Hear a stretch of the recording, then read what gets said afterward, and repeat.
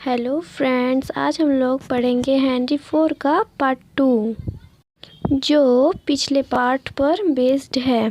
जैसा कि आप लोग जानते हैं, हेनरी IV पार्ट 2 हिस्ट्री पर बेस्ड एक प्ले है जिसके राइटर शेक्सपियर है और इसे 1696 से 1599 के बीच में लिखा गया था और इसे 1600 में पब्लिश किया गया था।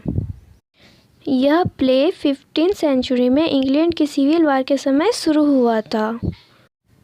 किंग हेनरी के जो अगेंस्ट थे और जिन्होंने भी प्रिंस हाल से लड़ाई हारी थी, वे लोग एक जगह जमा हो गए और श्रेवेसबरी की लड़ाई में बहुत से बड़े लीडर्स मारे गए थे। पर जो रेबल्स बच गए थे वे फिर से किंग के खिलाफ साजिश कर रहे थे। किंग हेनरी को अभी भी टेंशन सता रही है कि वे बूढ़े हो रहे हैं और उनके बुढ़ापे का टेंशन का कारण एक तो लड़ाई, दूसरा अपने बेटे प्रिंस हाल की चिंता। अभी भी वह पूरी तरह सुधरा नहीं है और अपनी पूरी ज़िंदगी तो बार्स में बिताई है। उसका सबसे क्लोज फ्रेंड फाल्स्टाफ है और वह उसी का बात ज़्यादा सुनता है। अब प्रिंस हाल और उसके दोस्तों ने मिलकर पार्ट 1 में ही श्रेवेसबरी की लड़ाई जीत ली और इनको बहुत वेल्थ और पावर भी मिली, खासकर फाल्स्टाफ को, और उसे आर्मी का कैप्टन बना दिया गया था। कैप्टन बनाने के बाद वह बहुत शराब पीने लगा, जबकि लड़ाई में उसने कुछ खास दम दिखाया नहीं था, फिर भी उसे कैप्टन बना दिया गया था और अब ये कंट्री साइड वाले इलाके में जाकर नए नए लड़कों को आर्मी में भर्ती करता है। और यहाँ प्रिंस हाल को भी पता है कि इसके फादर की डेथ हो जाएगी तो इसको ही राजपाट संभालना है, पर ये अभी भी खुद को बदलने की कस्में ही खा रहा है।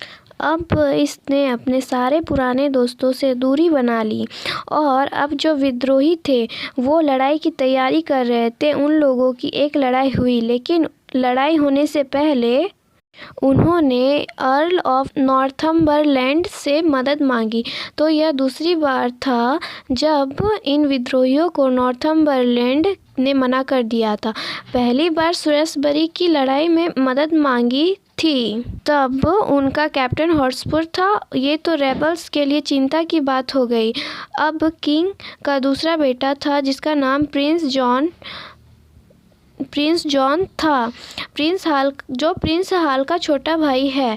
ये फॉरेस्ट में किंग की आर्मी की तरफ से लड़ रहा था। किंग हेनरी IV अपने पिता की आर्मी की तरफ से लड़ रहा था और अब प्रिंस जॉन ने एक चाल खेली और कहा रेबल्स को, मैं तुम लोगों की सारी शर्तें मानने को तैयार हूँ। लेकिन प्रिंस जॉन ने इनके साथ धोखा किया और अपने सैनिकों को गद्दारी का काम सौंप दिया। सारे रेबल्स चिल्लाने लगे कि हमारे साथ अन्याय हुआ है, लेकिन प्रिंस जॉन ने उन्हें मरवा दिया। अब लंदन में किंग हेनरी IV बुरी तरह से बीमार पड़ गए। उन्हें चिंता थी कि उनके डेथ के बाद जब प्रिंस हाल राजा बनेगा तो क्या होगा। प्रिंस हाल कसम खाता है और अपने फादर से बोलता है कि आप चिंता मत करो, मैं एक अच्छा राजा बनूंगा। तो अब अपने फादर के डेथ के बाद प्रिंस हाल बन गया किंग हेनरी V और सबसे पहले लॉर्ड चीफ जस्टिस से कहा कि आप मुझ में मेरे फादर की परछाई को देखो। अब मैं केयरलेस नहीं रहूँगा और एक अच्छा राजा बनकर दिखाऊंगा।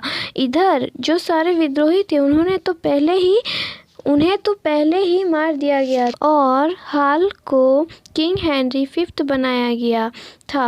अब फाल्स्टाफ और किंग हेनरी के सारे दोस्त से कॉन्ग्रेचुलेट करते हैं। तभी किंग हेनरी V ने ऐसा काम किया जिस पर किसी को यकीन नहीं हो रहा था।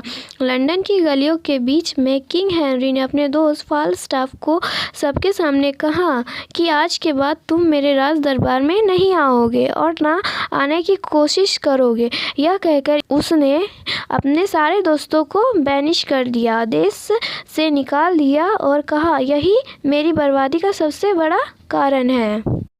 और फिर कोर्ट में गए और फ्रांस में आक्रमण की तैयारी करने लगे और इसी तरह इस प्ले का एंड होता है।